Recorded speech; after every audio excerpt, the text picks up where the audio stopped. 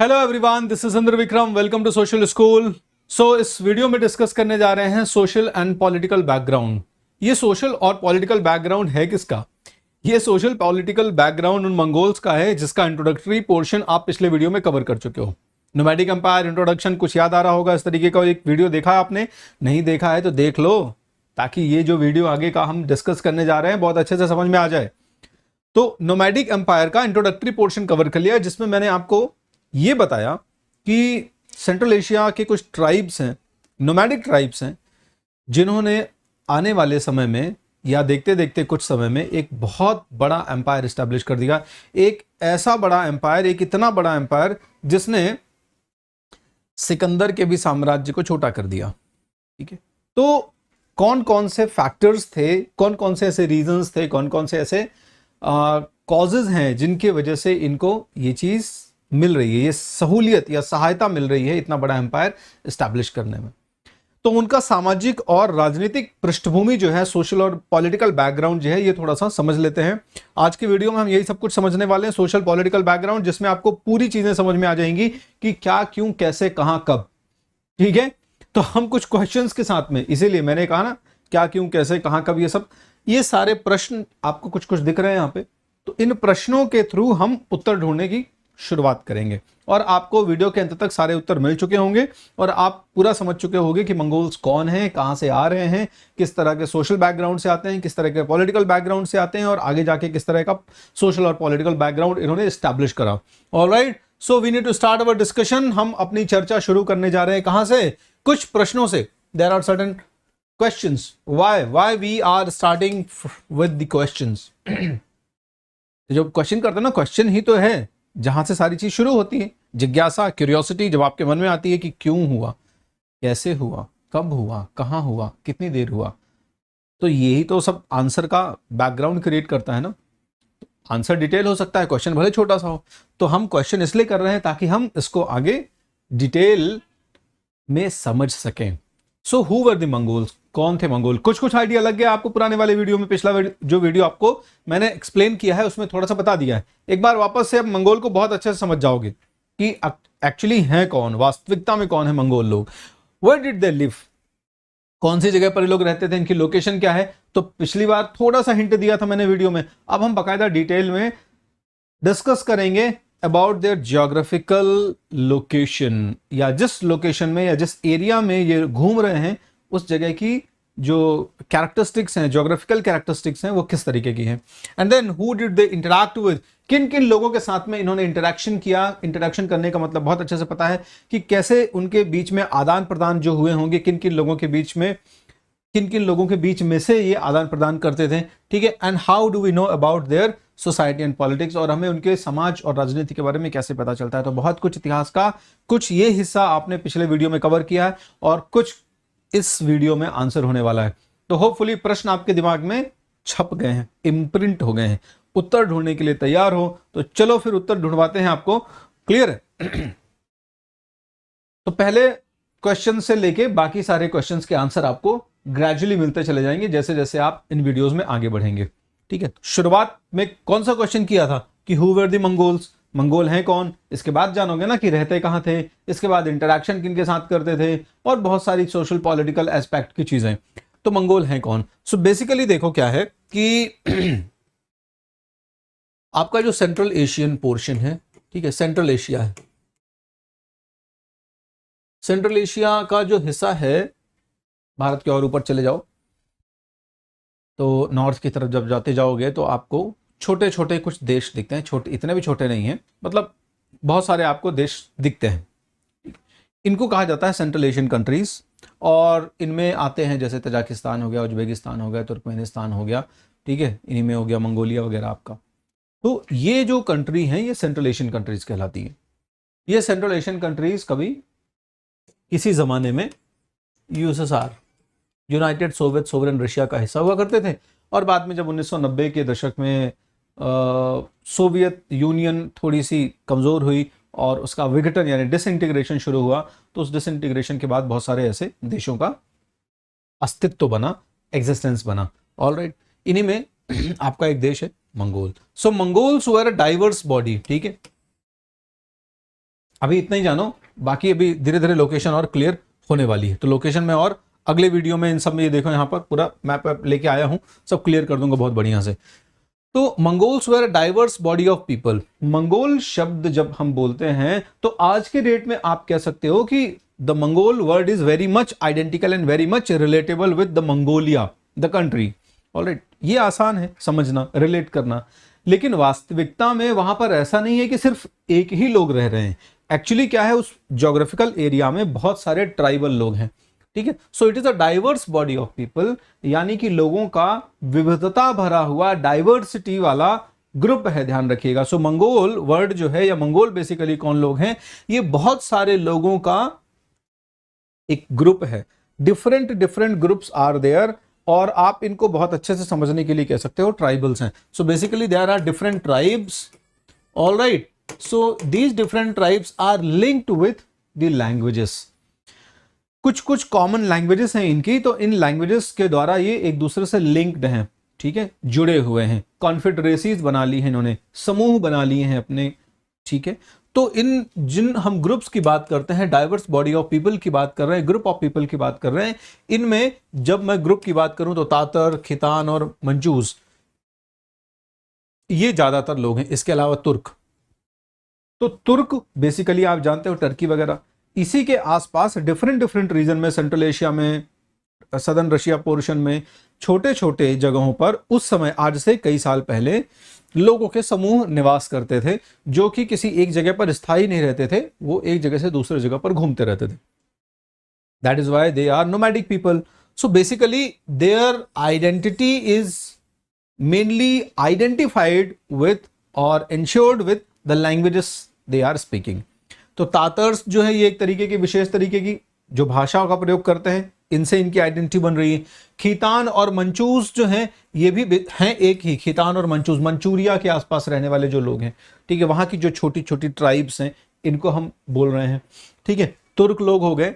अब आपके समझ में आ रहा होगा कि स्थान विशेष के हिसाब से इनके आइडेंटिटी क्रिएट हो रही है, या जो लैंग्वेज ये इस्तेमाल करते हैं, इनसे इनकी आइडेंटिटी क्रिएट हो रही है, और इन्हीं का जो ग्रुप है बेसिकली हम कह देते हैं मंगोल्स। तो मंगोल जब शब्द आता है, या मंगोलिया शब्द आता है, तो ध्यान रखना दिमाग में, there are different different group of people inhabited in that place. उस स्थान विशेष में बहुत सारे तरीके के समूहों में लोग रह रहे हैं, ठीक है। और इन्हीं समूहों को सबको मिला के आगे जाके चंगेज खां क्या करेगा, एक कॉन्फेडरेसी बना देगा, मंगोल कॉन्फेडरेसी, क्योंकि ही हिमसेल्फ इज मंगोल, ठीक है। अब वो खुद भी एक पर्टिकुलर ट्राइब का है, जिसके बारे में हम बात करेंगे जब चंगेज खां के बारे में पर्सनली बात करने आएंगे। क्लियर है?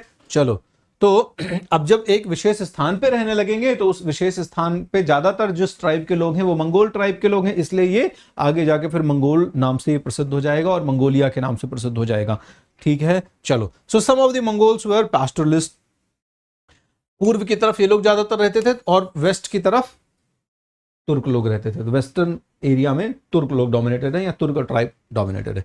जितने मंगोल्स की हम बात कर रहे हैं, इनमें से जो ज्यादातर मंगोल्स हैं, ठीक है, सम ऑफ द मंगोल्स वर पैस्टोरलिस्ट। ये लोग क्या है, पशु चराते हैं, पैस्टोरलिस्ट हैं। तो अपनी जो इकोनॉमी वगैरह या अपना लाइवलीहुड अर्न करते हैं, किस तरीके से अर्न करते हैं, बाय रेयरिंग एनिमल्स। तो पशुओं को पालते हैं बेचारे लोग, ठीक है, और उनसे जो भी प्रोडक्ट इनको मिलता है, जैसे वुलन, कुछ उनके जो हेयर्स हैं वो मिल गए बॉडी के, इसके अलावा मिल्क वगैरह मिल गया, इसके अलावा मीट मिल गया, इसके अलावा स्किन मिल गई, तो जो भी एनिमल प्रोडक्ट्स होते हैं वो ये प्राप्त करते हैं, ऑब्वियस सी बात है। क्लियर है? सो दे वर पैस्टोरलिस्ट।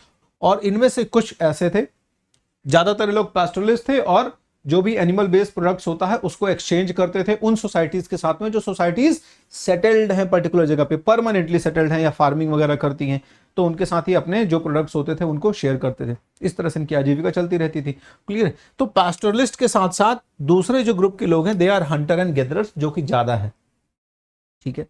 हंटर गैदरर अब एक्सप्लेन करने की आवश्यकता नहीं है आपको। हंटर का मतलब होता है शिकारी, और गैदरर का मतलब होता है इकट्ठा करने वाला, ठीक है। तो हंटर गैदरर जो वर्ड आता है, तो it simply means that the group of people who are sustaining their life और हु आर अर्निंग और managing their subsistence through the hunting activities and the gathering different edible things, edible objects जो कह सकते हो। तो edible जो objects हैं इनको ये लोग इकट्ठा करते हैं। इसको मैं और सरल शब्दों में कह दूं तो इसका अर्थ ये होता है कि हंटर गैदरर ऐसे लोग हैं जो लोग शिकार करके अपना भोजन उसकी व्यवस्था करते हैं, और इसके अलावा बहुत सारे ऐसे खाद्य पदार्थ होते हैं जिनको ये इकट्ठा करते हैं, कंदमूल वगैरह, ठीक है, रूट्स वगैरह या और फ्रूट्स वगैरह, और बहुत सारी ऐसी प्रोडक्ट्स हो सकते हैं, प्लांट बेस्ड प्रोडक्ट्स हो सकते हैं जिनको ये इकट्ठा करते हैं। क्लियर है? चलो, पास्टोरलिस्ट स्टैंडर्ड हॉर्सेस शिप। तो पास्टोरलिस्ट में हमने कहा कि ये एनिमल रेयरिंग करते हैं। अब हंटर और गैदरर में बहुत ज्यादा कोई वैरायटी का स्कोप नहीं बचा, मार देंगे किसी को भी जिसको मिला, भूख बस लगी होनी चाहिए, है ना। तो होता ना, जैसे भूख लगी आपको तो आपके सामने कोई भी आए तो आपका मन होगा कि इसको खा लिया जाए। इंसान नहीं, मतलब खाने वाली चीज की बात कर रहे हैं कि कोई भी ऐसे आ जाए तो आप कह दो कि नहीं भाई तुम ही को खाऊंगा मैं, खाने वाली चीज खाओगे। बट ये लोग खा सकते हैं एक्चुअली, ठीक है। तो ये जैसे एनिमल्स आ गए इनके सामने तो उनको भी खा लेंगे। अब एनिमल में डिपेंड करता है किस तरह का एनिमल आ रहा है, तो इनको हंटिंग करना है तो हो सकता है सिंपल एनिमल हो सकता है बड़ा एनिमल हो, ठीक है, बट इनको हंटिंग करना है तो करना है क्योंकि भूख लग रही है। तो ये इंपॉर्टेंट चीज है, यहाँ कोई बहुत ज्यादा डाइवर्सिफिकेशन के चांसेस नहीं। लेकिन पास्टोरलिज्म में हमें थोड़ा समझना चाहिए कि किस किस तरह के एनिमल की रेयरिंग करते थे ये लोग। तो ज्यादातर घोड़े वगैरह पाले जाते थे इस क्षेत्र में, क्योंकि घोड़े जो है मूव करने में भी काफी ज्यादा हेल्प करेंगे इनको, ठीक है। शिप, भेड़ वगैरह पाली जाती थी, ठीक है। कैटल्स जैसे बैल, गाय, इस तरह के जो एनिमल हो गए, ठीक है। गोट्स, बकरी वगैरह, और कैमल, ऊंट वगैरह पाले जाते थे, क्योंकि साउथ का जो हिस्सा है वो रेगिस्तान वाला हिस्सा भी है, तो ऊंट वगैरह भी पाले जाते हैं, ठीक है। तो घोड़े हो गए, ऊंट हो गए, जो कि आवागमन में भी इनको सहायता करेंगे, कम्युनिकेशन में, मूवमेंट में काफ़ी ज़्यादा हेल्प करेंगे। सामान वामान लाद दिया, और नोमैडिक लोग हैं तो अपना बढ़िया ऊँट पे फंस, ऊँट ऊपर से लेके नीचे तक ठीक ठाक चीज़ें उसके पीठ पे लाद दी और उसको कहा कि चल भाई, ठीक है। तो घोड़े और जो ऊँट हैं ये इनके मूवमेंट में भी हेल्प करेंगे। इसके अलावा भेड़ वगैरह जो शीप वगैरह हैं ये इनको ऊन, वुलन प्रोडक्ट्स वगैरह देंगी, मीट वगैरह देंगी, दूध वगैरह देंगी, ठीक है। बकरी भी वही चीज़ दे देगी, ऊन छोड़ के, बेचारी के पास खुद ही के बाल नहीं है इतने तो देगी क्या, ठीक है। तो ये सारी चीज़ें हो गई। दीज वर द एनिमल्स जिनको बेसिकली ये लोग क्या करते थे, रेयरिंग करते थे इनकी। चलो, nomadism in the steppes of the Central Asia. आज के डेट में भी अगर आप देखोगे तो आधुनिक मंगोलिया में भी आपको बहुत सारे ऐसे यहां पर लोग मिल जाएंगे जो कि थोड़ा सा खाना बदोश जीवन जीते हैं, या कुछ कुछ इस पैटर्न में अपनी लाइफ को सस्टेन करते हैं, कुछ कुछ इस पैटर्न में जीते हैं। कोई बात नहीं, आगे बढ़ते हैं। तो आगे बढ़ने के लिए जरूरी यह है कि हम समझ लें ज्योग्राफी, कहां रहते थे लोग। दूसरे प्रश्न का उत्तर देता मैं चलूंगा आपके, और दूसरे प्रश्न से ही तीसरा प्रश्न जो है वो जुड़ जाएगा, और फिर आगे की डिटेल्स जो है वो मिलती चली जाएंगी आपको। So social and political background we are discussing, ठीक है, कि क्या उनका सोशल पॉलिटिकल बैकग्राउंड था। क्लियर है? तो बहुत कुछ आपने देख लिया कि उनका सोशल बैकग्राउंड क्या है। नाउ सोशल बैकग्राउंड क्यों है इस तरह का, why they are nomadic people, you can ask. मन में क्वेश्चन आ रहा होगा, पर तुमको खुद ही ध्यान नहीं है कि मन में क्वेश्चन इस तरह का है, कुछ नहीं है तो पूछो क्वेश्चन कि ये लोग नोमैडिक ही क्यों थे, खेती वेती क्यों नहीं करते थे ज्यादातर, ठीक है, फैक्ट्री वैक्ट्री क्यों नहीं लगाई थी इन लोगों ने, शासन क्यों नहीं करते थे, बाद में किया, बड़े एम्पायर बना लिया, लेकिन पहले क्यों नहीं। क्योंकि ज्योग्राफी देखो भाई, वो ज्योग्राफी भी इनको बहुत ज्यादा अलाउ नहीं कर रही है, जिस एरिया में लोग रहते हैं ये ज्योग्राफी भी इनको ज्यादा अलाउ नहीं कर रही है कि बहुत ज्यादा ये तामझाम फैला लें अपना, ठीक है। तो नोमैडिक लाइफ जो है, हंटिंग और गैदरिंग वाली जो लाइफ है, ये इनके लिए बेस्ट सुटेबल है उस टाइम पे। धीरे धीरे आगे जाके जब बाकी एरिया पे कब्जा होगा चंगेज खां के नेतृत्व में, तो देखोगे सब कुछ होगा, ठीक है। स्कॉलर्स भी आएंगे, फैक्ट्री भी बनेगी, स्कूल भी खुलेंगे, कॉलेज भी खुलेंगे, एकेडमी भी खुलेगी, यूनिवर्सिटी भी खुलेगी, और तमाम बेहतरीन आइडियाज के एक्सचेंजेस भी होंगे, और वॉर भी चलेगी as usual. So let's see about the geographical diversity of this region where Mongols got settled, और यू कैन से कि द एरिया जहां पर मंगोल लोग रह रहे हैं उस क्षेत्र के हम थोड़ा भौगोलिक लक्षणों को देख लेते हैं, ज्योग्राफिकल कैरेक्टरिस्टिक्स को देख लेते हैं, समझ लेते हैं।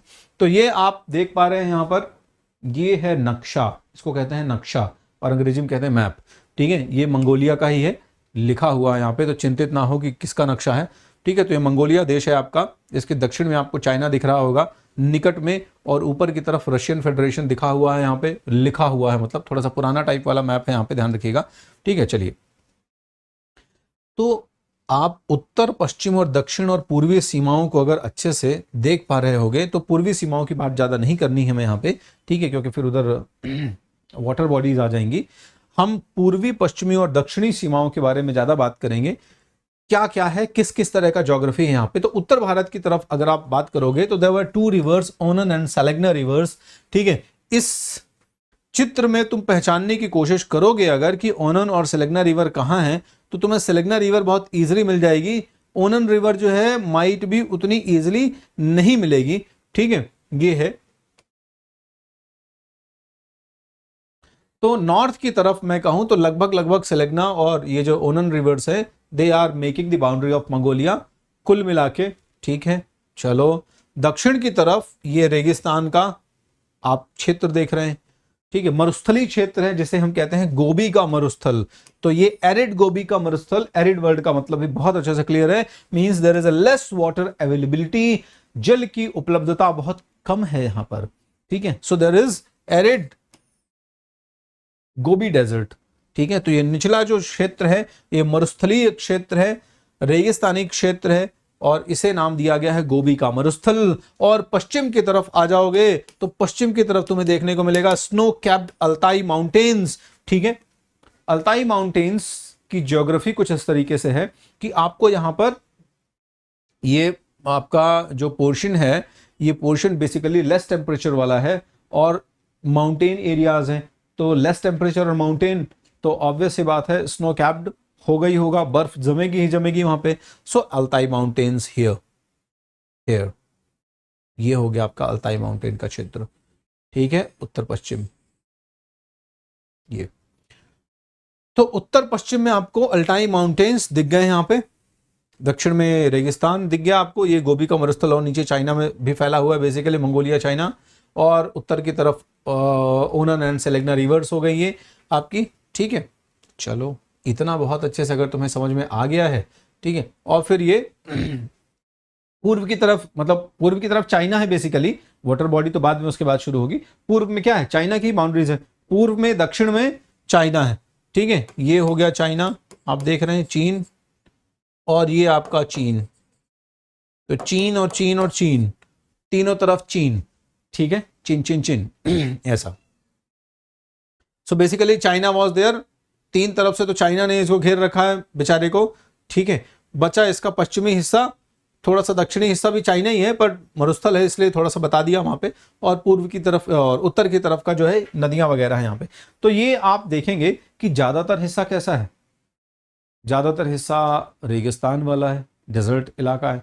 डेजर्ट इलाके के अलावा पहाड़ी इलाका है, तो खेती ना तुम कहाँ, क्या नाम है, रेगिस्तान में कर पाओगे, थोड़ी बहुत कुछ कुछ एरिया है जो रिवर्स से डिपॉजिट्स ड्रेन होने की वजह से, डिपॉजिट्स लाने की वजह से कुछ कुछ एरिया थोड़ी बहुत खेती हो जाती है, ठीक है, लेकिन हर पूरा एरिया नहीं। तो काफ़ी कुछ हिस्सा हमें यहाँ देखने को मिलेगा जो पर्वतीय इलाका है, नीचे का थोड़ा सा डेजर्ट इलाका है। कुछ बचा हुआ जो हिस्सा है वो ग्रासलैंड है, नदियाँ वदियाँ बहती हैं यहाँ पे, तो ग्रासलैंड वाले हिस्से पर रह लोगे। चलो, तो हम देखने को पाते हैं यहाँ पे कि जो उत्तर का क्षेत्र है, खासकर जहाँ नदियाँ वगैरह हैं छोटी छोटी, इन क्षेत्रों पर आपको बेहतरीन हरे भरे घास के मैदान दिख जाते हैं, पास्चर लैंड दिख जाते हैं, जहां पर आप अपने पशुओं को बहुत आसानी से घास चरा सकते हैं, ठीक है। शीप, गोट, कैमल और हॉर्स वगैरह, कैटल्स वगैरह सब कुछ लेके चले जाओ वहां पर, और बेहतरीन वहां पर पास्चर लैंड्स पर आप एनिमल ग्रेजिंग करवाओ। At the same time you can have some fun activities there, खेल कूद और ये सब कुछ आप कर सकते हो, क्लियर है। तो कई बार हंटिंग एक्टिविटीज के लिए भी बहुत ज्यादा, ये स्मॉल गेम का मतलब वही है, ऐसा नहीं कि वो गिल्ली डंडा खेल रहे हैं वहां पे या गोल्फ खेल रहे हैं, ठीक है, उस समय तक ऐसा कुछ आया नहीं था ज़्यादा। तो वहाँ पे करेंगे क्या, वहाँ पर बेसिकली हंटिंग एक्टिविटीज़, खेल खेल में ही जानवर जो दिख गया बोले इसी को आज खाना है पका के, तो यहाँ पर हंटिंग एक्टिविटीज़ से रिलेटेड, हंटिंग एक्टिविटीज़, खाना भी मिल जाता था, मनोरंजन भी हो जाता था थोड़ा सा। चलो hunter gatherers resided to the north of the pastoralist in the Siberian forest, ठीक है। साइबेरिया के उत्तर भारत की तरफ, उत्तर भारत कह रहा मतलब उत्तर के एक क्षेत्र में, उत्तर मंगोलिया की तरफ ही और चले जाओ, ठीक है। तो साइबेरिया के घने जंगलों के उत्तर की तरफ यही हंटर गैदरर्स रह रहे हैं, क्योंकि ये क्षेत्र हंटर गैदरर्स के लिए बहुत ही बेहतरीन फिजिबल कंडीशंस प्रोवाइड करा रहा है, ठीक है। Humbler than pastoralist earning their livelihood from the trade furs of animals trapped in summer months. अब ये लोग जो पैस्टोरलिस्ट है ये तो डिफरेंट एनिमल प्रोडक्ट्स से अपनी आजीविका चला लेते हैं। हंटर गैदरर बेचारे, हंटर गैदरर खाने का जुगाड़ तो कर लेंगे, लेकिन इसके अलावा भी तो उनको बहुत सारी चीजें चाहिए। ठीक है, क्या 24 घंटे, साल के 365 दिन, महीने के 30 दिन, 15 दिन, 24 घंटे, ऐसा तो है नहीं कि तुम एनिमल ही खाते रहोगे। कभी कभी मन ऊब सकता है ना। 6 महीने एनिमल खाया, फिर लगा मान लो कभी अवेलेबिलिटी कम हो गया एनिमल्स की, तो कुछ और भी तो खा सकते हो। इसके अलावा भी बहुत सारे तुम्हारी रिक्वायरमेंट्स है, कुछ पहनना भी है तुमको, कुछ जगह पे रहना भी है तुमको, बर्तन भी चाहिए, और तमाम दुनिया भर की जो झंझट होती है गृहस्थी की, वो सभी तो चाहिए बेचारों को। तो फिर कहाँ से लाएंगे? तो ये जो लोग होते थे, ठीक है आपके हंटर गैदरर लोग जो होते थे, दे वर वेरी हम्बलर, बहुत ज्यादा, मतलब हम्बलर का मतलब है बहुत अपने आप को थोड़ा सा लोअर उसमें रखते थे, स्ट्रेटा में रखते थे, है ना, कोई बहुत तामझाम के साथ नहीं। तो हम्बलर देन पास्टोरलिस्ट, पास्टोरलिस्ट की तुलना में भी रिसोर्स इनके पास कम थे, ये लोग गरीब थे थोड़ा सा, ऐसा कहना चाहिए। पास्टोरलिस्ट लोग इनसे थोड़ा सा ठीक ठाक कंडीशन में थे, रिसोर्सफुलनेस की बात की जा रही है। तो रिसोर्स ओन करने के मामले में अगर हम देखें तो these hunter and gatherers were much humbler than the pastoralist. ठीक है तो ये लोग कैसे अपनी आजीविका अर्न करते थे? खा पी लिया जो भी, इसके अलावा अब एनिमल मारे, तो एनिमल मारने के बाद जब कभी कुछ ऐसे एनिमल्स मारे जिनकी बॉडी में बहुत सारे फर वगैरह रहते हैं, तो उन फर वगैरह को, ठीक है, या फिर आपको बहुत सारे एनिमल्स की स्किन वगैरह चाहिए होती है, तो उन एनिमल्स के फर वगैरह को इन्होंने क्या किया, बढ़िया ट्रेड कर दिया फर्स्ट क्लास। और वो खासकर जो लोअर क्लाइमेट है या लेस क्लाइमेट वाले इलाके हैं जहाँ पर ठंड बहुत ज़्यादा पड़ रही है, वहाँ के लोगों को पहनने वगैरह के लिए इस्तेमाल होंगे, तो वो लोग खरीदेंगे। ठीक है, तो बड़े संख्या में इनकी डिमांड हुआ करती थी, तो ये इस तरीके से उसको बेच के गर्मी वर्मी में जो भी एनिमल पकड़ेंगे बढ़िया, यही खेल वेल के मैदानों में, तो उन्हीं एनिमल्स के फिर छील वील के बढ़िया उसको बना के और सेल कर देंगे। ठीक है, चलो, so there were extremes of temperature in entire region. Obviously we can see कि आप एक तरफ देख रहे हो कि पहाड़ी इलाका है, दूसरी तरफ आप मरुस्थली इलाका देख रहे हो, डेजर्ट एरिया देख रहे हो। So the diversity of climate is expected कि यहां पर एक्सट्रीमिटीज ऑफ क्लाइमेट होंगी, खासकर सेंट्रल एशिया का रीजन है, तो सेंट्रल एशिया का रीजन है, आप ऊपर चले जाओ तो ऊपर से ठंडी हवाएं जो बह रही हैं, ठीक है, नॉर्थ पोल साउथ पोल याद है ना, तो जितना जितना ऊपर चले जाओगे उतना उतना आपको कोल्ड एरिया मिलता चला जाएगा। तो नॉर्थ पोल की तरफ से जो ठंडी हवाएं और साइबेरिया के एरिया से ठंडी हवाएं चल रही हैं, तो वो यहाँ पर क्लाइमेट को बहुत ज़्यादा एक्सट्रीम करेंगी। लेकिन एट द सेम टाइम थोड़ा सा हमारे पास क्या है, मरुस्थली इलाका भी है, डेजर्ट वगैरह है, गोबी का डेजर्ट वगैरह, तो आप देखोगे कि क्लाइमेट जो है यहाँ पर बहुत ज़्यादा एक्सट्रीम कंडीशन में रहेगा। अच्छा, ये एक्सट्रीम क्लाइमेट भी कई बार बड़ी प्रॉब्लम क्रिएट करता है। ठीक है, जब एक्सट्रीम क्लाइमेट है तो आप हर समय वहाँ पर नहीं रह सकते हैं, आपको यहाँ मूव करना ही पड़ेगा, घूमना ही पड़ेगा। ठीक है, तो इसलिए भी एक नोमैडिक जो कल्चर यहाँ पे क्रिएट हुआ है, उसका एक इंपॉर्टेंट कॉज है ये कि क्लाइमेट की एक्सट्रीमिटीज़ भी थी। अब क्लाइमेट की एक्सट्रीमिटीज़ की वजह से कई बार मुश्किल हो जाता था इन लोगों के लिए खाना पीना उपलब्ध कराना या रहना एक ही जगह पर, ठीक है, बहुत अच्छे से रह पाना। तो इसलिए फिर वो सोचते थे कि थोड़ा सा जहाँ ठीक ठाक कंडीशन होगी वहाँ चलते हैं, चलो ठीक है, चलो तो हम आते हैं अब उन जगहों पर जहाँ पर थोड़ी बहुत कृषि हो रही है। तो इन्हीं पास्टोरल रीजन्स पर जहाँ पर कृषि के मैदान है, या मैं कहूँ घास के मैदान है, इन घास के मैदानों में कृषि भी संभव है। तो agriculture was possible in the pastoral region. ठीक है, तो जब जब कभी क्लाइमेट मॉडरेट होता रहा होगा, जब एक्सट्रीम क्लाइमेट की कंडीशंस नहीं रहती रही होंगी, तो उस दौरान कभी कभी खेती हमेशा नहीं हो पा रही है, लेकिन जब क्लाइमेट थोड़ा सा मॉडरेट है, क्लाइमेट थोड़ा सा हेल्प कर रहा है, तो उस दौरान ये लोग साल के कुछ महीने, कुछ चंद महीनों में ये लोग खेती कर पा रहे हैं यहाँ पर। ठीक है, neither the pastoral nor the hunting और gathering economic could sustain dense population. इस क्षेत्र में जो जनसंख्या है, इस जनसंख्या को ना तो पास्टोरल लोग अपनी गतिविधियों से और ना हंटिंग और गैदरिंग करने वाले अपनी गतिविधियों से, मतलब जो भी इनका सब्सिस्टेंस का साधन है, जो भी इनके सब्सिस्टेंस का स्रोत है, सोर्स है, उससे ये लोग अपनी पॉपुलेशन को सफिशिएंटली फीड नहीं कर पा रहे हैं। तो कुल मिला के प्रॉब्लम बनी हुई है, देख रहे हो। और इस तरह की प्रॉब्लम से क्या होता है, ध्यान रखना, इस तरह की प्रॉब्लम से कॉन्फ्लिक्ट्स ज्यादा बढ़ते हैं। ठीक है, जब रिसोर्सेस स्कार्स हैं, कम हैं, लोग ज्यादा हैं, तो फिर कॉन्फ्लिक्ट की सिचुएशन बनेगी ना, सर्वाइवल ऑफ द फिटेस्ट वाली सिचुएशन होगी। ठीक है, और दूसरी चीज कि जब जनसंख्या बढ़ी है या जनसंख्या ठीक ठाक अमाउंट में है, खाना पीना सफिशिएंट अमाउंट में नहीं है, तो फिर वही नोमैडिक मतलब ये सबसे बेहतरीन उदाहरण हो सकता है आपके लिए समझने का कि why they are nomad. Basically nomad इसीलिए हैं, तो इसीलिए यही रीजन हुआ कि ये शहर नहीं बना पाए और ये लोग बाकायदा स्टेबल एक जगह पर नहीं रह पाए। जब एक जगह पर बहुत लंबे समय तक रहते तो क्यों ना वहां पर डेवलपमेंट होता, ऑब्वियसली होता, बट जब एक जगह पर रह ही नहीं पा रहे हैं बहुत समय तक, इसलिए उन जगहों पर शहरों का विकास भी हमें देखने को नहीं मिलता है, सिटीज का डेवलपमेंट भी हमें देखने को नहीं मिलता है। अपना पूरा घर लेके घूमते रहते थे। अच्छा, इनके घर भी बड़े यूनिक टाइप के हैं, ठीक है ना। So Mongols lived in the tents known as gates. तो गेट्स जो होते थे, गेट्स पे रहते थे ये लोग। और ये आप देख रहे होगे बड़ा शानदार टाइप का आपको एक टेंट यहाँ देखने को मिल रहा है, बेहतरीन है ना। तो ये जो टेंट है, मजाल है हवा घुस जाए कहीं से, ठीक है। तो बेहतरीन जो है इन्होंने बनाया हुआ है, ये फर्स्ट क्लास। दरवाजा वरवाजा भी लगा शानदार, और जब मन होगा तो दरवाजा सहित निकाल के पूरा टेंट निकल लेंगे, ऊंट के ऊपर लाद के, कैमल के ऊपर लोडेड करेंगे और निकल लेंगे, ठीक है ना। So they lived in the tents known as gates and travel with their herds from their winter to summer pasture land. और जब जब जिस जिस पर्टिकुलर एरिया में क्लाइमेट की एक्सट्रीमिटीज होंगी, ये जो फोटो ली गई है एक्सट्रीमिटीज, ये जो फोटो ली गई है मॉडर्न टेंट की है, इसलिए बल्ब लगा हुआ है। तो आप लोग ये ना से समझे कि क्या उस जमाने में भी, चंगेज खां के ज़माने में भी बिजली आ गई थी और लोग इस तरह के बल्ब लगा के रहते थे? बिल्कुल नहीं। तो है ना, होता है ना कई बार बहुत पारखी नज़र होती है आपकी पढ़ने वाले जो छात्र हैं, तो आप लोग देख लोगे, कह दोगे कि बल्ब लगा है साहब इस पे टेंट पे, ठीक है। तो चिंता ना करना, बल्ब लगा हुआ है, ये अभी का टेंट है, कुछ समय पहले का, ठीक है। तुरंत वहाँ से गरम गरम फोटो आपके लिए लेके आया गया है। और उस समय चंगेज़ खां, या जिस समय के बारे में हम चर्चा यहाँ कर रहे हैं, उस समय वही मशाल और वही सब जलते हैं, ठीक है। उन्हीं से काम चलता है। धीरे धीरे अब आएगी बिजली, पर अभी थोड़ा सा रुक जाओ, इतना जल्दी कहाँ आ जाएगी, है ना। अभी तो हम 11वीं 12वीं शताब्दी की बात कर रहे हैं।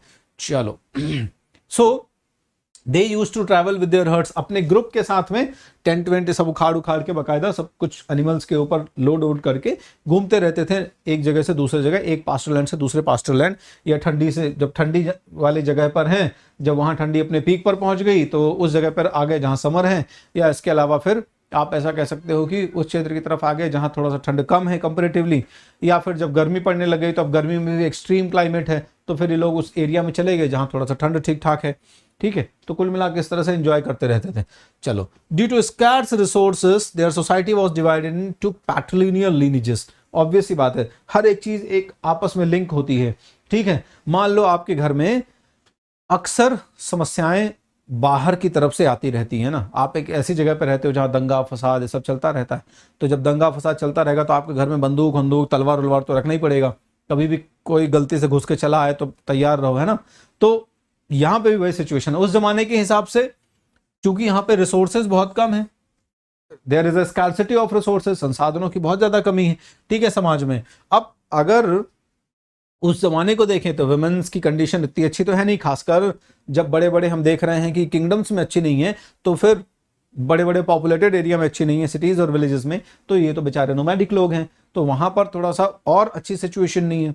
इसलिए जो पुरुष है इसको थोड़ा सख्त रहना पड़ेगा, ठीक है, थोड़ा सा मजबूत टाइप का रहना पड़ेगा, तभी जाके बहुत बढ़िया तरीके से इन स्ट्रगल्स में अपने आप को डोमिनेट कर पाएगा, अपनी लाइफ को सस्टेन कर पाएगा, ठीक है। So we can see very it is very easy to understand that patrilineal lineage was there, यानी पितृ सत्तात्मक जो समाज है वो हमें देखने को मिलता है यहाँ पर। तो पुरुषवादी परंपरा चली आ रही, पिता हैं वो पहले संभालते थे घर, उसके बाद पुत्र संभालेगा घर को, उसके बाद फिर उसका पुत्र संभालेगा, और इस तरीके से चीजें चलती रहेंगी और सब कुछ उसी के हिसाब से रहेगा। क्लियर है? The richer families were larger. चलो, इसके बावजूद भी हमें थोड़ा सा इनइक्वालिटी देखने को मिल जाती है। इनइक्वालिटी का मतलब ऐसा नहीं है कि कोई बहुत ज्यादा वेल्थ का डिस्ट्रीब्यूशन है, यहाँ पर वेल्थ से मतलब है कि जिन रिसोर्सेज की बात हम कर रहे हैं, यहाँ पर रिसोर्सेज की बात होगी, मतलब कैटल्स हो गए उसके पास, या पैस्टोरल है तो दूसरे एनिमल्स हो गए, और या फिर हंटर गैदरर है तो उसके पास कुछ और टूल्स वगैरह ज़्यादा हो गए, ठीक है, टेंट वेंट ज़्यादा हो गए, आदमी ज़्यादा हो गए, अब यही है इनके पास, इससे ज़्यादा तो कुछ होगा नहीं।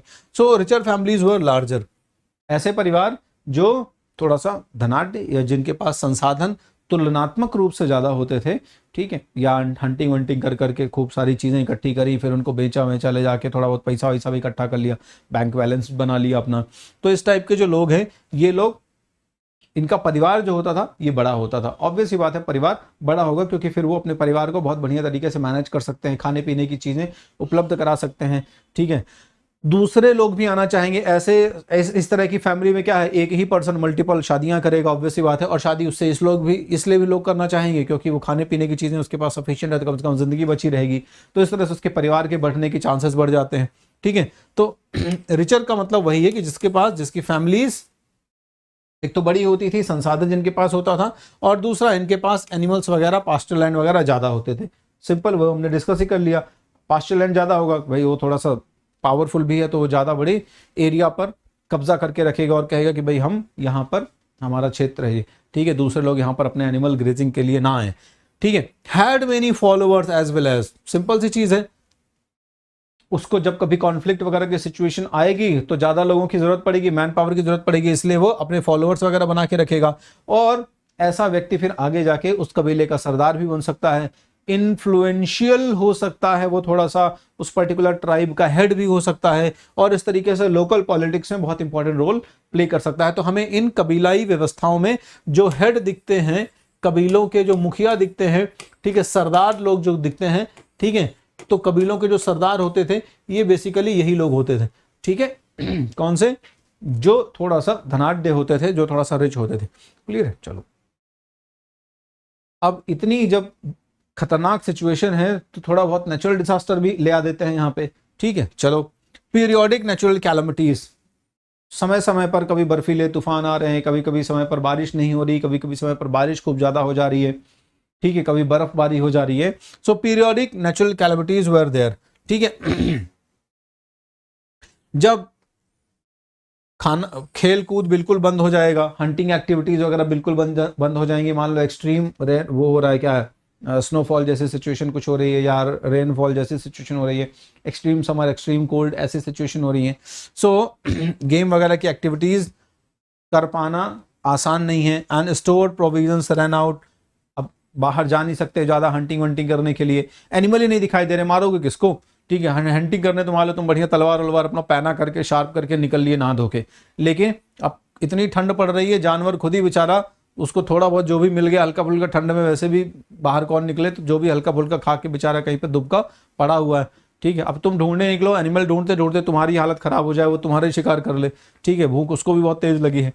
तो ये सिचुएशन हो जाती थी कई बार। तो खाना पीना बेचारा, जब ये लोग रन आउट हो जाते थे, रिसोर्सेस सब रन आउट हो रहे हैं ना, मतलब खत्म हो जा रहे हैं, या फिर कभी सूखा पड़ गया, ठीक है। It would force families to forage further leading to conflict over pasture land. अब ऐसे सिचुएशन में क्या होगा, ऐसे सिचुएशन में जिनके पास संसाधन बचे हुए हैं वो लोग अपनी जिंदगी बचाने के लिए मारो उस कबीले वाले को, क्योंकि उस कबीले के पास ठीक ठाक संसाधन हैं अभी, उस कबीले के पास खाने पीने की चीज़ें स्टोर्ड हैं अभी, वो लोग ठीक ठाक जीवन जी रहे हैं, उन्होंने बचा के रखा हुआ है, ठीक है। तो इस तरीके से प्रीडेटरी रेड वगैरह यहाँ पर होती रहती थी, है ना। या फिर किसी के यहाँ जानवर ही सफिशिएंट अमाउंट में है मान लो पालने पोसने के लिए, तो अब चलो भाई उसके यहाँ से मीट या दूध या जो कुछ भी हमें मिल जाता है उसके जानवरों का, तो उसके जानवर चुरा ले आओ, तो गए रेड मार ले आए या अटैक कर दिया उसके ऊपर। तो इस तरह की हमें इंटरनल कॉन्फ्लिक्ट की सिचुएशन देखने को मिलती हैं इस ट्राइब के लोगों के बीच में। ऑलराइट, बहुत आसान है इसको समझना। Group of families would occasionally ally for offensive. अब जब ऐसी सिचुएशन होगी, जब रेड वगैरह पड़ती रहेगी, ठीक है, और रेड के दौरान पीरियोडिक रेड के साथ साथ पीरियोडिक वॉर जैसी सिचुएशन होती रहेगी, तो ऑब्वियस सी बात है जो कुछ कमजोर टाइप के परिवार वाले लोग हैं या कुछ कम जनसंख्या वाले लोग हैं, ये लोग क्या करेंगे, आपस में अलाय बनाते रहेंगे, आपस में अलाइनमेंट करते रहेंगे, आपस में कई बार कॉन्फेडरेसीज या ग्रुप बनाते रहेंगे कि भाई हम लोग साथ में रहते हैं, साथ में रहेंगे तो ठीक रहेंगे, है ना, और नहीं तो निपटा दिए जाएंगे। कभी अटैक फ्रिक्वेंट होता ही रहता, अलग अलग रहोगे तो अलग अलग उनको मारना और आसान है। तो इसलिए group of families would occasionally, समय समय पर ये लोग अपना एक अलाइन होते रहेंगे ये लोग, ठीक है ना, एक तरीके से कह सकते हो ग्रुप बनाते रहेंगे, अपना समूह बनाते रहेंगे। अलाई का मतलब तो बहुत आसान है समझना, है ना, ठीक। चलो, मतलब संधि वंधि करके, ट्रीटी वगैरह करके एक तरीके से अपने आप एक दूसरे को अपना एलाई बना लेंगे, सहयोगी बना लेंगे, ठीक है। पर्पस वही है, डिफेंसिव पर्पस है, ठीक है। चलो, और ये लोग हमेशा किसके आसपास या किसके फॉलोवर बनने की कोशिश करेंगे, किससे जुड़ने की कोशिश करेंगे? वो लोग जो ज़्यादा रिच हैं, जिनके पास रिसोर्सेज ज़्यादा हैं, तो उनके पास जाएंगे कि भैया हम आज से आपकी तरफ से लड़ लेंगे, आपकी तरफ से मर जाएंगे, आपकी तरफ से खप जाएंगे, बट हमें थोड़ा खाने पीने का भी देखे रहना, इसके अलावा हमको अपने हिसाब किताब में ले लो, हमको अपने ग्रुप में ले लो। उसको भी लगेगा ठीक है, हमको फॉलोवर्स की रिक्वायरमेंट है ही है, तो ये लोग आ जाएंगे तो 10 लोग और बढ़ गए इसके परिवार के, ठीक चलो आ जाओ। तो इस तरीके से कॉन्फेडरेसी या अलाई हो जाएगा वो, और उसकी भी सेफ्टी बन गई, दूसरे की पावर भी बढ़ गई। तो ये लोग कई बार रिचर लोगों के साथ या ज़्यादा पावरफुल लीनियज वालों के साथ में जुड़ते रह जाएंगे। क्लियर है? लेकिन अब चूंकि इस तरह की जो एलाई बन रही हैं, ये एलाई क्या है? ये अपॉर्चुनिटी बेस्ड है ना। उसको लगा कि मैं चला जाऊं क्योंकि इस पर्टिकुलर टाइम पर मुझे थ्रेट है, तो वो चला गया। उसको भी इसलिए था कि भैया मेरे पास अभी फॉलोअर्स की रिक्वायरमेंट है, तो उसने अपनी उसमें ग्रुप में ले लिया। लेकिन जब कभी इंटरेस्ट उतने ज़्यादा इंपॉर्टेंट नहीं रहेगा, या अब इनका इंटरेस्ट उतना ज़्यादा उसके साथ नहीं, उस व्यक्ति के साथ में, तो छोड़ भी सकते थे। तो ऐसी कॉन्फेडरेसीज जो होती थी स्मॉल और शॉर्ट लिव्ड होती थी, ध्यान रखना। कोई ज़रूरी नहीं कि बहुत लंबे समय तक चलेंगी, वो छोटी भी हो सकती हैं और लंबे समय तक चलने वाली भी हो सकती हैं ना। अब मान लो इसको उससे भी ज़्यादा पावरफुल टाइप का मिल गया, या फिर ये खुद ही अपने आप में थोड़ा सा इंडिपेंडेंट टाइप का हो गया, इसके पास खाने पीने की चीज़ें सफिशिएंट हो गई, तो बोलेगा काय को ज़बरदस्ती तुम्हारे साथ रहे हम अपना देख लेंगे अपना जुगाड़, कोई समस्या नहीं है, ठीक है, हमारे हाथ पैर है, तलवार है, लड़ेंगे, ठीक है, कोई दिक्कत नहीं। तो इस तरह की सिचुएशन, या फिर उसके पास फॉलोवर्स बढ़ गए और उसके फॉलोवर्स बहुत ज़्यादा उसको लग रहा है कि थोड़ा सा ऑनेस्ट टाइप के हैं, या कुछ ऐसे सिचुएशन आ गई, उसके पास प्रॉब्लम हो गई, ठीक है, तो वो अब फॉलोवर्स मेंटेन नहीं कर सकता है, तो ऐसे सिचुएशन। या फिर मान लो वो डिफीट हो गया, तो फिर कोई पतली गली से निकलना चाह रहा है कि यार इसका तो कुछ स्कोप रहा नहीं, ये तो खुद ही उसका फॉलोवर बन जाएगा जिससे डिफीट हुआ है, तो फिर अपना पतली गली से निकल लिए। तो कई बार इस तरह की जो कॉन्फिडरेसीज होती थी वो शॉर्ट लिव्ड होती थी, उनकी बहुत ज़्यादा एज नहीं होती थी, ध्यान रखना। और चंगेज खान भी ऐसे ही करेगा, कॉन्फिडरेसीज बनाएगा। So Genghis Khan's confederation of Mongol and Turkish tribe was perhaps matched with Attila, Attila, A-T-T-I-L-A, Attila, ठीक है, 1453 के आसपास। तो हम देखें अगर, तो उस समय कॉन्फेडरेसीज बनती बिगड़ती रह रही। चंगेज खान भी ऐसे ही करेगा। चंगेज खान भी बेचारा, अभी हम देखेंगे ना जब पर्सनल हिस्ट्री के बारे में बात करना शुरू करेंगे चंगेज खान की, तो आप देखोगे कितना स्ट्रगल भरा हुआ है चंगेज खान का जीवन। जबरदस्त स्ट्रगल है चंगेज खान के जीवन में, और कैसे एक छोटा सा बच्चा फिर धीरे धीरे इतनी बड़ी कॉन्फेडरेसी बना लेता है। तो उस जमाने में चंगेज खान ने मंगोल और तुर्क जो कबीले के लोग हैं, ट्राइब्स हैं, इनको मिला के अपने आप में सबसे बड़ी जो कॉन्फेडरेसी है वो बनाई थी। और वो कॉन्फेडरेसी उस समय तक अगर कंपेयर करोगे, तो यहां पर कंपैरिजन के लिए इस व्यक्ति का नाम लिया गया है। एक पर्सन था जिसका नाम था एटिला, एटिला द हूण कहते हैं इसको, ठीक है। हूण जो है सेंट्रल एशिया की ही ट्राइब है। भारत में इन्होंने आक्रमण वगैरह भी किया था, 12वीं कक्षा में आपको पता चलेगा, इतना ज़्यादा नहीं है डिटेल में, लेकिन फिर भी सुनने को मिलेगा कि हूण जैसे कुछ लोग थे, ठीक है।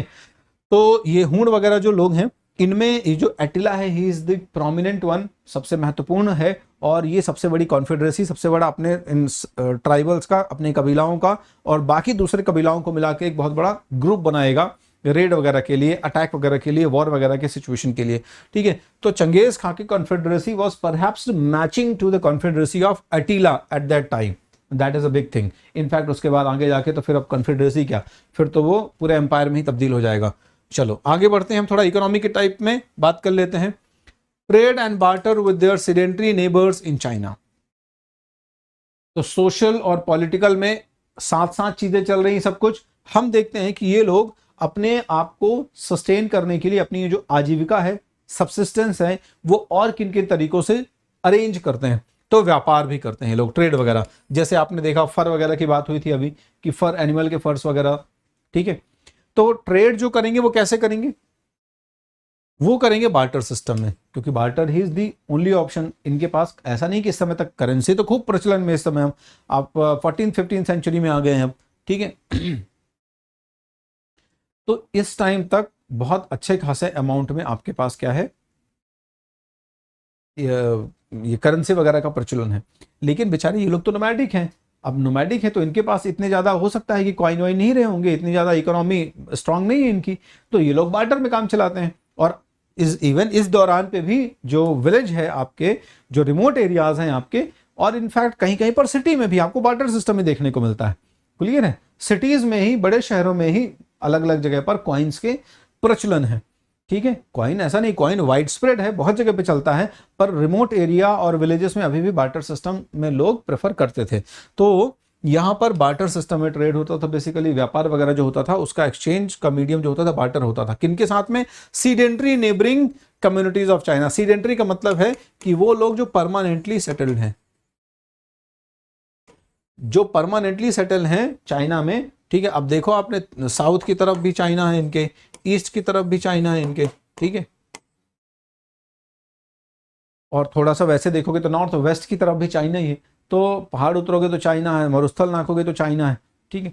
तो चाइनीज जो सीडेंट्री सोसाइटीज थी, जो परमानेंट सेटलमेंट थे वहां पे फार्मर्स के, शहरों के और बाकी उनके लोगों के साथ में ये लोग बार्टर जो है ट्रेड करते थे, क्लियर है। और इससे उनको भी फायदा मिलता था, क्योंकि बहुत सारे जैसे फर वगैरह हो गया या एनिमल बेस्ड प्रोडक्ट वगैरह हो गए, ये इन सीडेंट्री पार्टीज के पास नहीं होता था।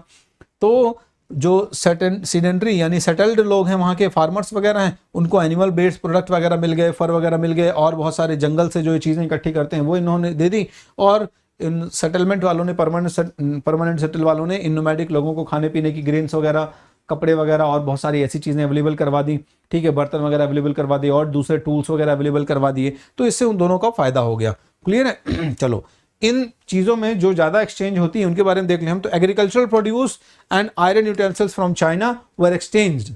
ये देखो, तो ज़्यादातर खाने पीने की चीज़ें, खाद्य पदार्थ जो कि कृषि जैसे फसल वगैरह, तो जो भी एग्रीकल्चरल प्रोड्यूसर्स होते थे, जो क्रॉप्स होती थी यहाँ पर, चावल वगैरह हो गया मान लो, जो कुछ भी, उनको दे दिया इन लोगों ने, नोमैडिक पीपल्स को।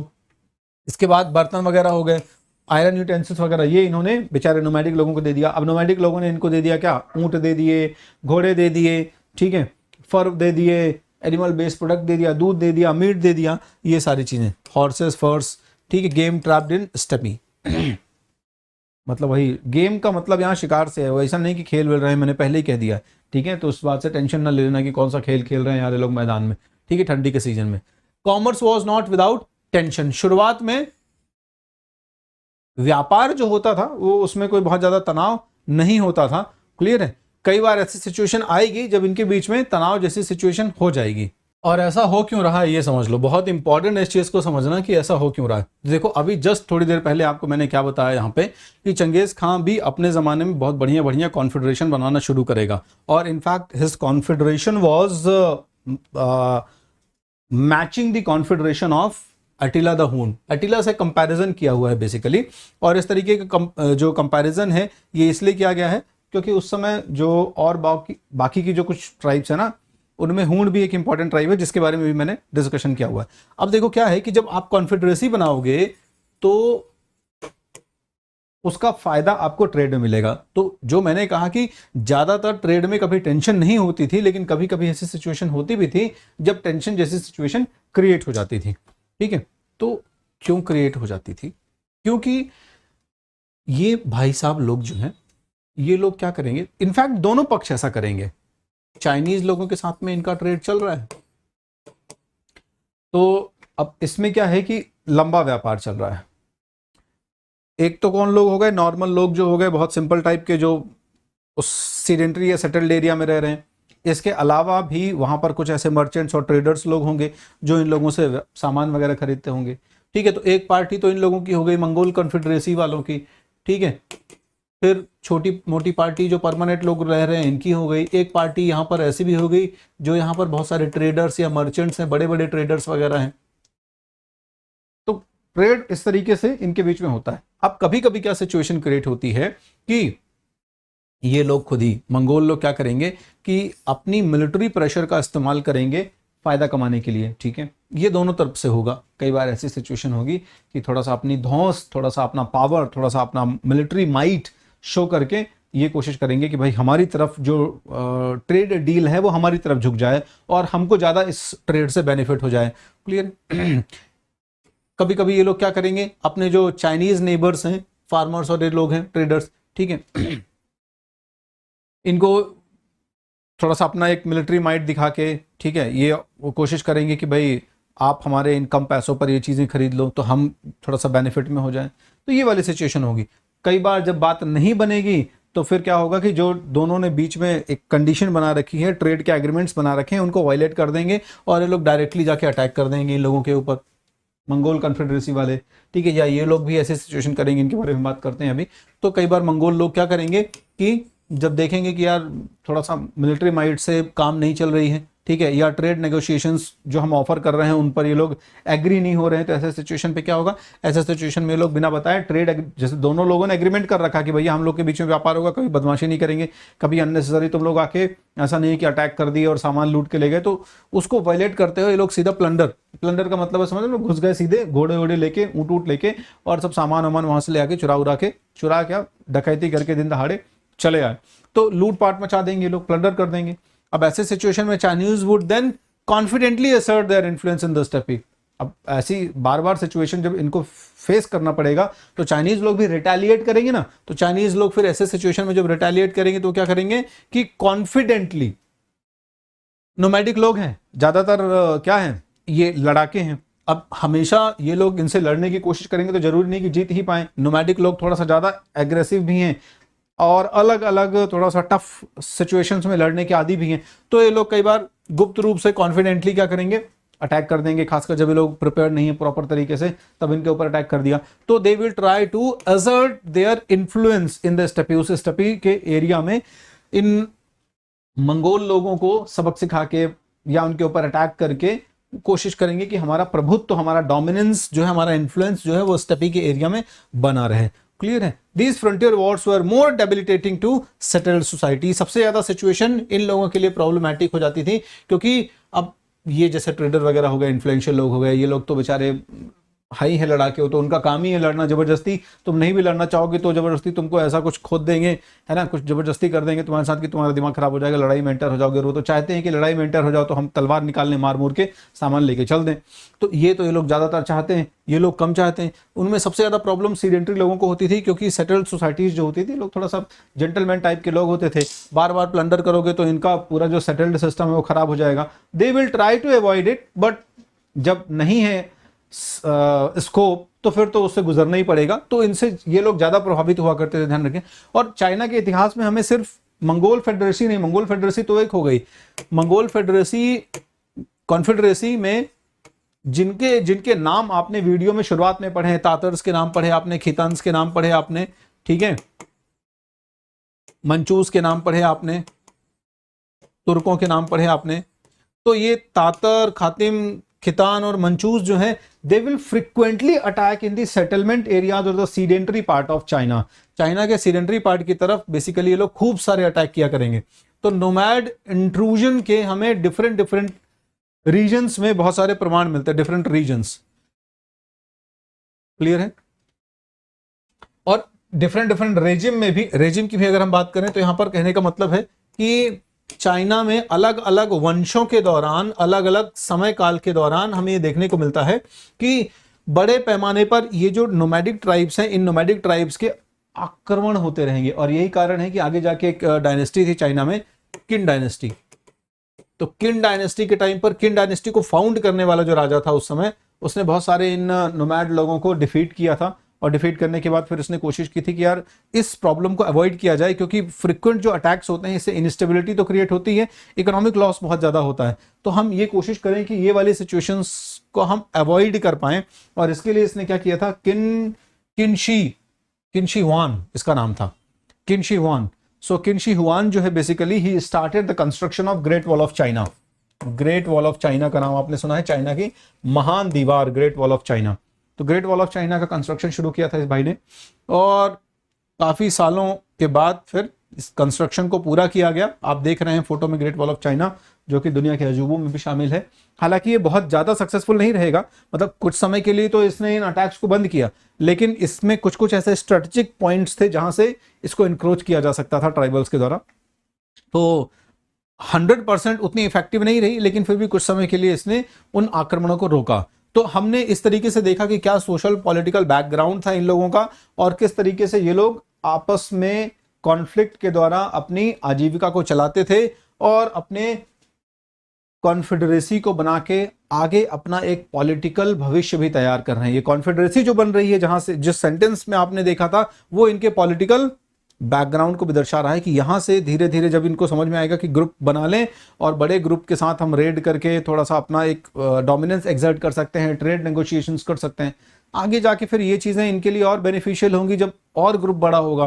फिर जब और ग्रुप बड़ा होगा तो बड़े एरियाज में अटैक होंगे, फिर जब पूरा एम्पायर या बड़े बड़े एरियाज इनके कब्जे में आ जाएंगे तब फिर ट्रेड को पूरा रेगुलेट करेंगे, फिर इनका पुराना नोमैडिक जो फॉर्म है वो चला जाएगा और कुल मिला के जो एक्चुअल एडमिनिस्ट्रेटिव एम्पायर वाला फॉर्म है वो आ जाएगा और वहाँ से नोमैडिक एम्पायर की एक्चुअली कहानी आ जाएगी। बहरहाल ये वीडियो जो था इसमें इतना ही। आ जाओ मैं तुम्हें कुछ बता देता हूँ फ़ायदे, जिन फ़ायदों को लेकर तुम अपना पढ़ने का एक्सपीरियंस और बेहतरीन कर सकते हो। प्लस क्लासेस में आ जाओ और प्लस क्लासेस में आप आओगे जब तो आपको क्या क्या बेनिफिट मिलेंगे। You can interact with your teaching faculty. आपको जो शिक्षक पढ़ा रहा है, जो फैकल्टी पढ़ा रहा है, उस फैकल्टी के साथ में आपको उस पर्टिकुलर टाइम पर इंटरैक्ट होने का मौका मिल जाएगा, रियल टाइम इंटरैक्शन मिल जाएगा। ठीक है, यू कैन आस्क क्वेश्चंस, आप प्रश्न पूछ सकते हो, बहुत बढ़िया से क्वेश्चन पूछ सकते हो। ठीक है, कैसे? There is an option of asking question through the question tab. Question tab का इस्तेमाल करके आप क्वेश्चन पूछ सकते हो, ध्यान रखिएगा। बहुत बेहतरीन आपको एक्सपीरियंस मिलेगा। मान लो आप अभी पढ़ रहे थे, अब इस पढ़ने के दौरान आपको कहीं पर डाउट आ गया है। अब जब वो डाउट आया और आपको लग रहा है कि यार पूछना चाहिए, तो कैसे पूछोगे? अभी तो वन वे कम्युनिकेशन चल रहा है, ठीक है। लेकिन जब आप प्लस क्लास में रहेंगे तो it will be very easy. आपको जस्ट क्लिक करना होगा क्वेश्चन टैब वाले ऑप्शन पे और आप अपना डाउट वहां पर शो कर दोगे, नोटिफिकेशन आ जाएगा, हम देख लेंगे और कोई भी टीचर जो भी आपको पढ़ा रहा है वो देख लेगा, आपको आंसर दे देगा। ठीक है, देन आपके लिए तो है ही ऑप्शन, हमारे लिए भी ऑप्शन है, यानी कि we can ensure how good learner you are. कितने अच्छे स्टूडेंट हैं आप, कितना बढ़िया सीख रहे हैं आप, ये हमें एसेस करना है। तो हम आपसे क्वेश्चन पूछ सकते हैं, लाइव पोल क्विज कर सकते हैं। ठीक है, अब कोई इजी सा क्वेश्चन पूछ लिया पढ़ाते, मान लो वही चीज पढ़ाई आपको और पढ़ाने के दौरान फिर आपसे क्वेश्चन पूछ लिया उसी चैप्टर से रिलेटेड जो उस दिन पढ़ाया था, आप क्विकली बड़े एक्साइटमेंट के साथ आंसर दोगे। Then I have option, teacher के पास ऑप्शन है कि वो जिन जिन बच्चों ने बहुत प्रॉम्प्टली आंसर दिया है उनके नाम शो कर दें, तो पोल लीडर बोर्ड जनरेट हो जाएगा और आपका नाम आ जाएगा, कितने सेकंड्स में आपने आंसर दिया है, आपकी एक्यूरेसी के साथ में वो चीज शो हो जाएगी। It will motivate you eight the same time. आपको ये जो है वो एक श्योरिटी देगा कि हाँ मैं जो सीख रहा हूँ वो कितना बढ़िया तरीके से सीख रहा हूँ। Plus eight the same time एक इंटरटेनिंग भी रहेगा कि आप देखोगे कि आपके फ्रेंड्स के कंपैरिजन में आप कहाँ खड़े हुए हो, ये बेहतरीन चीज हो गई। Then you can have the option of scholarship test. तो there are scholarship test combat. तो इस कॉम्बैट में आप पार्टिसिपेट करके बढ़िया परफॉर्मेंस करके अपने लिए स्कॉलरशिप अरेंज कर सकते हो, अपने लिए स्कॉलरशिप जीत सकते हो। So when you are opting और enrolling in the plus classes, ये सारे बेनिफिट आपको मिलेंगे और इस बेनिफिट को अवेल करने के लिए आपके पास एक ऑप्शन है, use the code of the faculty. जो फैकल्टी आपको पढ़ा रहे हैं उनका आप कोड इस्तेमाल करिए। ठीक है, तो आप मेरा कोड इस्तेमाल करिए क्योंकि मैं पढ़ा रहा हूं अभी आपको, ठीक है ना यहाँ पे। तो कुल मिला के कहने का कि यहाँ पर कोड इस्तेमाल करना है आपको, इंद्र INDRA, और जब आप ये कोड इस्तेमाल करेंगे you will avail all those facilities with discount. ठीक है, eight the same time you can connect with us, आप हमारे साथ जुड़ सकते हैं। तो जब आप हमारे साथ जुड़ना चाहें तो आप टेलीग्राम चैनल पर आ जाएं। सोशल स्कूल के टेलीग्राम चैनल है जिसमें आपको डिफरेंट अपडेट्स मिलती रहती हैं समय समय पर, क्या वीडियो आने वाला है, क्या किस तरह का स्केड्यूल आने वाला है, या फिर हम और आपके लिए क्या क्या चीज़ें प्लान करने वाले हैं, नोट्स हो गया, ये सब कुछ आपको टेलीग्राम चैनल पर मिलता रहेगा। ठीक है, तो इसके साथ ही आज का जो वीडियो था ये हमने कंप्लीट किया। इसमें आपने सोशल पॉलिटिकल बैकग्राउंड जो है इसको बहुत अच्छे से समझ लिया मंगोल्स का। अब हम पढ़ेंगे चंगेज खां के करियर के बारे में। अगला जो वीडियो होगा, इस वीडियो में मैं आपको समझाऊंगा कि चंगेज खां ने किस तरीके से बहुत ही हम्बल बैकग्राउंड से अपनी शुरुआत करी, बिगनिंग करी, और कैसे वो एक बहुत महान बड़ा साम्राज्य स्थापित करता है। तो बने रहो सोशल स्कूल के साथ, मिलते हैं अगले वीडियो में। Thank you.